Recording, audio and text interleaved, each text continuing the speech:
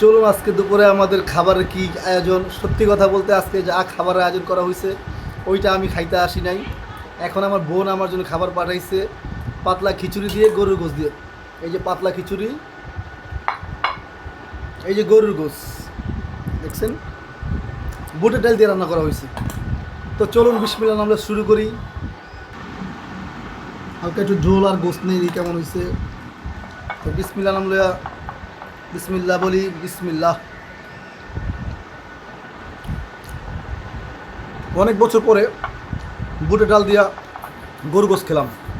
আমার দাদি অনেক বছর আগে মারা গেছে, উনি খুব পছন্দ করতেন নাকি শুনতাম বুটের ডাল গরু গোশ দিয়ে।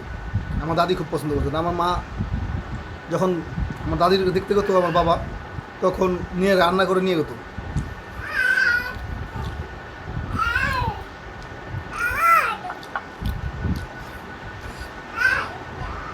যদি অবশ্যই ভিডিওটা ভালো লাগে ফলো করবেন, লাইক কমেন্ট করবেন, সাবস্ক্রাইব করবেন। আল্লাহ হাফেজ।